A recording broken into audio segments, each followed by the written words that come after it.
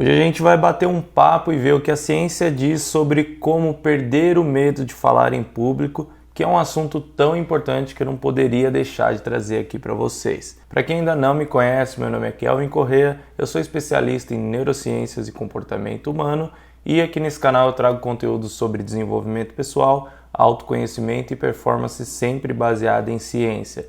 Então já se inscreve aí para não perder nenhum conteúdo porque tem vídeo novo toda semana e me segue lá no Instagram @okelvincorrêa que eu te respondo qualquer dúvida que você tiver. Bom galera, vamos lá. Se você está assistindo esse vídeo aqui, muito provavelmente é porque você tem algum tipo de problema com falar em público, seja uma vergonha, seja timidez ou medo por si só. E se você tem algum tipo de problema com isso, eu posso te dizer que você não está sozinho, que você não está sozinha. Esse tipo de problema é muito mais comum do que você imagina. Nesse estudo que eu estou colocando aí na tela para você, os pesquisadores tentaram entender qual que é a média da população que tem algum tipo de problema com fala em público. Esse estudo bem interessante foi feito aqui no Brasil por brasileiros e participaram 1.135 universitários.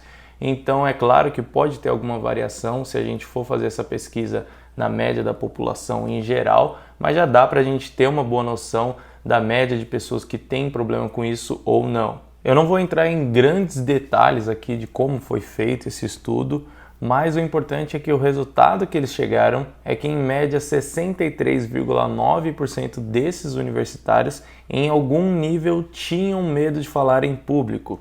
E gente, vocês têm noção do quão grande é esse número?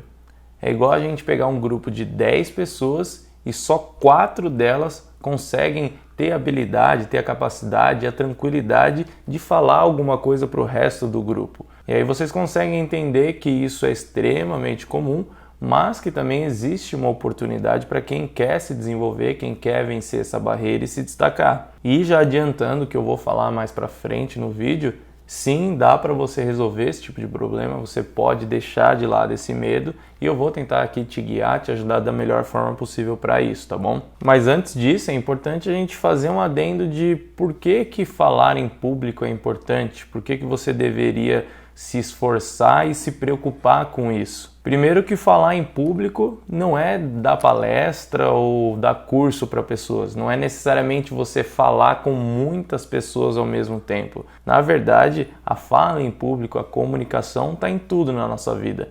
Mesmo que você trabalhe de home office, por exemplo, vez ou outra você vai ter que fazer uma reunião com seu chefe, você vai ter que explicar alguma coisa para um outro colega, ou às vezes até entrar numa reunião com várias pessoas onde você vai ter que discutir algum assunto, apresentar alguma ideia ou algo do tipo. Até sei lá, se você for programador e for autônomo, trabalhar sozinho dentro da sua casa, uma hora ou outra você vai ter que fazer uma reunião com um cliente para fechar um negócio, você vai ter que chamar ali, às vezes numa ligação, numa chamada de vídeo para tirar uma dúvida sobre o projeto. Não tem para onde correr. A comunicação e essa questão de falar com outras pessoas está presente o tempo todo na nossa vida. Aliás, problemas de comunicação é uma reclamação extremamente recorrente dentro desse mercado de programadores. Então, se você trabalha com isso, você ter uma boa comunicação, saber falar em público, com certeza vai ser um diferencial aí que vai te destacar demais. E eu dei 2 exemplos de trabalho aqui, mas você desenvolver essa habilidade vai te ajudar em basicamente tudo na sua vida. Uma pessoa que fala bem, que se comunica bem, já passa uma imagem mais confiante. Uma pessoa que fala bem, muito provavelmente vai se desenrolar muito melhor em situações adversas, porque consegue se comunicar bem com várias pessoas e resolver o seu problema. Em uma entrevista de emprego você já sai na frente e até num âmbito mais pessoal ali de conquista, uma pessoa que sabe se comunicar legal já se torna um pouquinho mais atraente e a gente nem percebe na realidade, se torna agradável de falar com essa pessoa, ouvir ela falando até com outra pessoa. Enfim, vencer o medo de falar em público vai te ajudar em tudo na sua vida.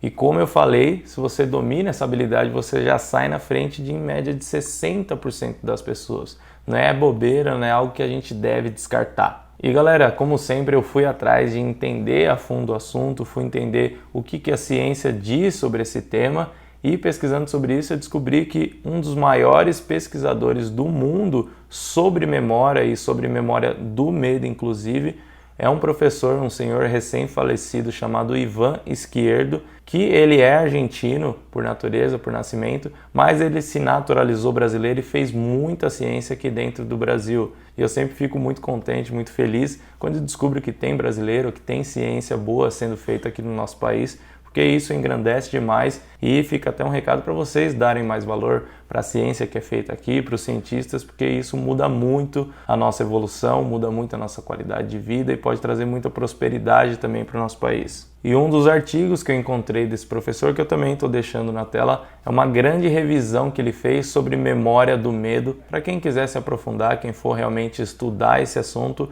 é uma boa fonte de pesquisa aí. É um artigo com mais de 60 páginas, então tem bastante conteúdo bem específico sobre esse tema. Mas eu estou citando esse artigo porque eu tirei muitas informações dele para trazer aqui para vocês. E primeiro agora uma frase que ele descreveu ali do que é medo, que eu achei muito interessante, pode descrever bem legal aqui pra gente. Ele diz o seguinte: o medo é considerado um estado consciente que consiste em componentes associativos e não associativos causados pela exposição a ameaças reais ou imaginárias. E o que ele quis dizer com essa frase?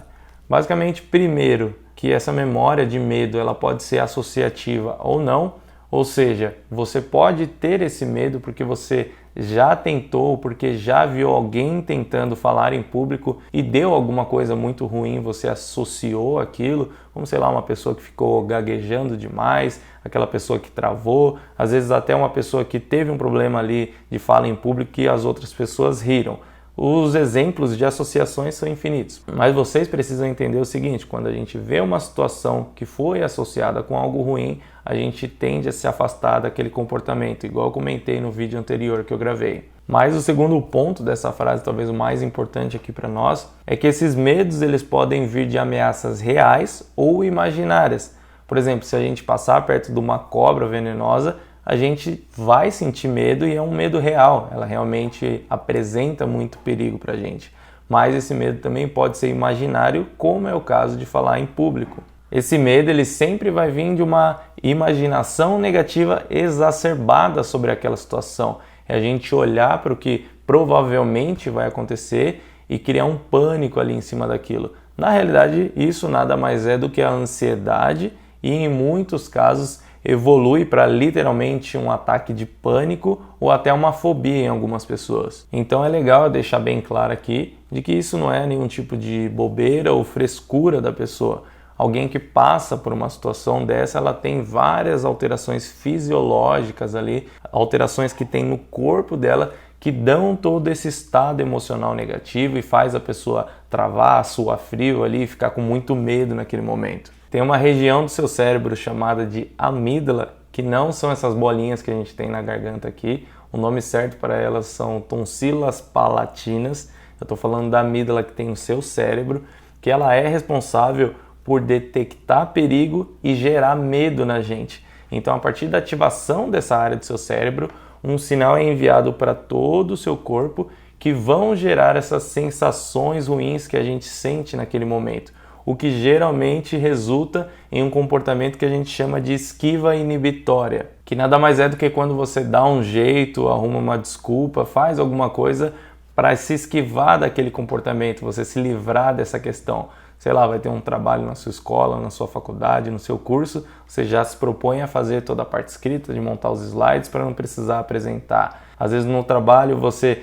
vê uma situação que está acontecendo que vai dar algum problema e você prefere ficar na sua, ou às vezes até mandar um e-mail em vez de resolver logo ali no foco da situação, falando com as pessoas. De algum jeito você se evade da situação, você foge dela. É uma esquiva, entendeu? E o problema é que cada vez que você faz essa esquiva inibitória, o que acontece é que você tem uma recompensa para isso, porque você abaixa o seu nível de ansiedade, você se livra de passar por essa situação desconfortável, o que reforça ainda mais esse comportamento. Como eu comentei no vídeo anterior, eu falei bastante sobre esse assunto de recompensa, e se livrar de um problema não deixa de ser uma recompensa para você. Então você tem que evitar ficar se esquivando, porque isso só vai reforçando esse comportamento e faz cada vez mais você se esquivar mais e daqui a pouco você não está fazendo mais nada. É por isso que é muito comum da gente ver pessoas que já são mais tímidas, já são mais quietas ou têm um pouquinho mais de vergonha, irem cada vez falando menos. Daqui a pouco essa pessoa não consegue nem ligar para pedir uma pizza. Porque da mesma forma que a neuroplasticidade, que a capacidade do seu cérebro de ir se moldando ali, ela pode ser boa para aos poucos você ir resolvendo esse problema, ela também pode ir para o lado negativo, você meio que treinando o seu cérebro para cada vez se esquivar mais e emitir menos o comportamento de fala. E aqui a gente já vai entrando em como resolver, como que a gente vai dar um jeito nesse problema de falar em público. Mas antes, já se inscreve aí no canal, meu. Como eu citei, eu já tenho dezenas de outros vídeos aqui cheios de informações científicas, com muito conhecimento que pode te ajudar em alguma área da sua vida, sempre ali nessa linha das neurociências e do autoconhecimento. E eu lanço vídeo novo toda semana. Então se inscreve aí, não deixa de se inscrever para não perder nada e vamos continuar aqui. Bom, como vocês já entenderam, o pior caminho possível é você ficar se esquivando e logo provavelmente vocês começaram a sacar de que o oposto disso é o mais positivo. E sim, isso é verdade, mas eu não posso chegar aqui para vocês e simplesmente falar: deixa esse medo de lado, deixa essa vergonha de lado e sai dando palestra e falando com todo mundo por aí. Seria muito simplista, né? Não é dessa forma que a gente vai resolver esse problema. Principalmente nos casos de pessoas que têm um nível maior de problema com isso. O ideal é a gente utilizar os princípios da terapia de exposição e tentar colocar isso de forma prática na nossa vida. A terapia de exposição é o tratamento padrão ouro hoje para quem tem algum tipo de fobia ou transtorno de estresse pós-traumático. Então, se você tem condições de passar num bom psicólogo capacitado, com certeza é o melhor caminho para resolver isso, vai ser o mais fácil para você. Mas como eu sei que não é a realidade da maioria das pessoas, eu vou te explicar aqui os princípios e como você consegue ir aplicando isso na sua vida. Indo bem direto ao ponto, a primeira coisa que você precisa tentar, você precisa entender é o quão intenso, o quão grande é o seu problema com essa questão. Quanto que é o mínimo de exposição possível que você consegue nesse momento? Qual que vai ser o seu passo inicial para começar a exposição e começar a resolver esse problema? Porque para algumas pessoas, esse medo de falar em público, ele está num nível só de, fazer uma apresentação para uma sala cheia de pessoas. Mas para outras pessoas essa situação pode ser muito pior, de não conseguir pedir a panela de comida num jantar de família, por exemplo. Por isso você precisa entender os seus limites atuais, mas é muito importante que você comece a praticar, comece a falar, independente do nível que você esteja. Começa com pouco, começa com alguma coisa simples, você vai no supermercado, fala com a caixa ali que está te atendendo, dá bom dia, pergunta, se ela está bem, comenta sobre alguma coisa dos produtos, sobre o tempo, fala com o garçom que te atende, dá bom dia para o seu porteiro. O porteiro é legal, que geralmente gosta bastante de falar e conversar, ele vai te ajudar nessa situação. Independente do seu nível, começa a falar, começa a comentar alguma coisa, falar alguma coisa aleatória que seja com as pessoas. Você vai ver que toda vez que você se expor a alguma situação como essa, você vai sentir todos aqueles sintomas ruins, você vai sentir vontade de não fazer, de sair correndo dali, mas quando você passa por essa situação, depois dela, a sensação de dever cumprido e aquela satisfação de ter feito o que deveria fazer é muito satisfatória, é muito incrível mesmo. E aos poucos, conforme você vai repetindo essa mesma exposição, você vai perceber também que cada vez vai ser mais tranquilo e menos estressante para você. Daí é importante que cada vez você vá aumentando o seu nível de exposição, você vá tornando o jogo mais difícil, Se você se acostumou ali a falar um a um com uma pessoa estranha, parte para um outro nível, tenta levantar a mão na sala de aula para fazer uma pergunta para o professor, chega numa roda de colegas não tão próximos seus, não tão amigos, para fazer um comentário interessante, vai se expondo, vai evoluindo esse nível mais e mais. E uma coisa que eu vou te alertar é que toda vez que você subir esse nível, tentar uma situação mais desconfortável, vão aparecer 1000 desculpas na sua cabeça de deixar para lá e tentar e fazer isso em uma outra hora. Isso sempre vai acontecer, desculpas sempre vão aparecer, mas é muito importante que você não ceda, que você não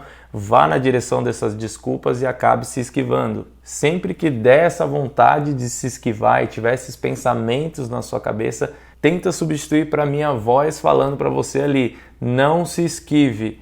A evolução mora no desconforto. E eu sei que é muito difícil, mas coloque isso em prática, que eu sei que daqui a alguns meses você vai vir me agradecer.